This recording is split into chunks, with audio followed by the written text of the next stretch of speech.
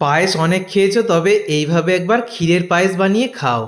এই পায়েসে কোনো চিনি দেওয়া হবে না, অথচ এই পায়েসের স্বাদ মুখে লেগে থাকবে। একবার খেলে কিন্তু সারা জীবন এই পায়েসের কথা ভুলতে পারবে না। কিভাবে এই ক্ষীরের পায়েস বানাতে হবে সেটাই আজকের ভিডিওতে দেখাবো।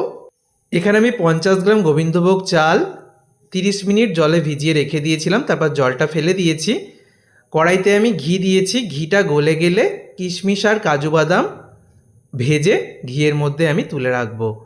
তো কাজু কিশমিশটা ভাজা হয়ে গেছে, আমি কাজু কিশমিশটাকে তুলে রেখে দিলাম। এবার যেটুকু ঘি রয়েছে ওই ঘিয়ের মধ্যেই 2টো তেজপাতা আর এখানে 4টে এলাচ মুখ ফাটিয়ে দিয়ে দিয়েছি। আর দিয়ে দিচ্ছি এখানে 50 গ্রাম গোবিন্দভোগ চাল, যেটা আগে থেকে আমি জলের মধ্যে ভিজিয়ে রেখে দিয়েছিলাম, তারপর জলটা ফেলে দিয়েছি। ঘিয়ের মধ্যে তেজপাতা, এলাচ আর এই গোবিন্দভোগ চালটাকে 2 মিনিট আমি ভালো করে নেড়েচেড়ে নিলাম।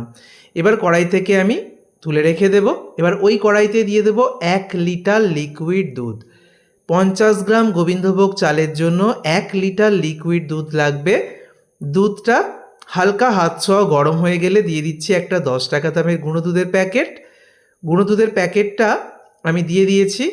তো এতে করে কী হবে, দুধটা আরও বেশি ঘন হয়ে যাবে, পায়েসের স্বাদও ভালো আসবে।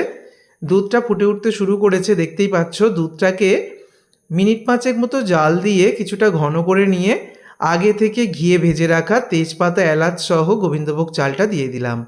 পায়েসে তেজপাতা দেওয়াটা সম্পূর্ণ অপশনাল, তবে এই পায়েসে তেজপাতা দিলে কিন্তু বেশি ভালো হয়। ভালো করে নেড়েচেড়ে দিলাম। এবার চালটা সিদ্ধ হওয়া পর্যন্ত অপেক্ষা করব, মাঝে মাঝে একটু নেড়েচেড়ে দেব।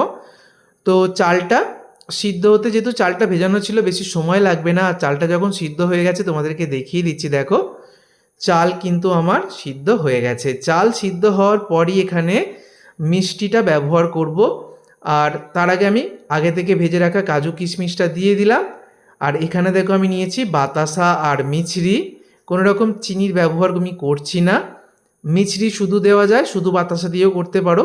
শুধু মিছরি দিয়ে করলে টেস্টটা অনেক বেশি ভালো আসে। আর মিষ্টিটা কতটা রাখতে চাও সেটা তোমাদের পছন্দ মতো কম বেশি করে নিতে পারবে।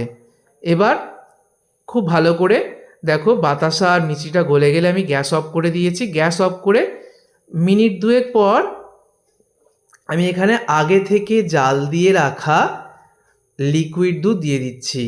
আমি এখানে ওই 100 ml মতো লিকুইড দুধ দিয়ে দিলাম। আর এখানে নিয়েছি ক্ষীর বা সন্দেশ। তো এটা তোমরা বাড়িতে তৈরিও করে নিতে পারো, দুধকে ঘন করে, আবার কেনাও ব্যবহার করতে পারো, দোকান থেকে কিনেও ব্যবহার করতে পারো। তো এরকম শেষে এটা দিতে হবে।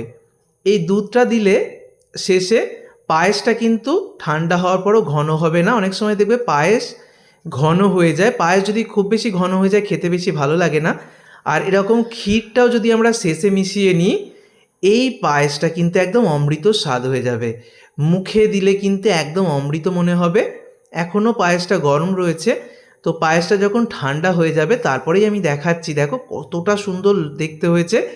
এই পায়েস মুখে দিলে স্বাদ কিন্তু ভুলতে পারবে না। যাকে খাওয়াবে সেই কিন্তু জিজ্ঞেস করবে যে এই অমৃত স্বাদের পায়েস কিভাবে রান্না করা হয়েছে। যেভাবে দেখালাম এইভাবে অবশ্যই বাড়িতে একবার তৈরি করো, আর আমাকে অবশ্যই কমেন্ট করে জানিও। এর আগে আমি অনেক পায়েসের রেসিপি শেয়ার করেছি, চিনি ছাড়াও শেয়ার করেছি, তবে ঠিক এইভাবে একবার অমৃত স্বাদের চিনি ছাড়া ক্ষীরের পায়েস বানিও। কথা দিচ্ছি সবাই কিন্তু প্রশংসায় ভরিয়ে দেবে। ভিডিওটা ভালো লাগলে বন্ধুদের মধ্যে প্রচুর শেয়ার করো।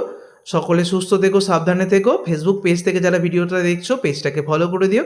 ইউটিউব থেকে যারা দেখছো চ্যানেলটাকে সাবস্ক্রাইব করে দিও। ধন্যবাদ।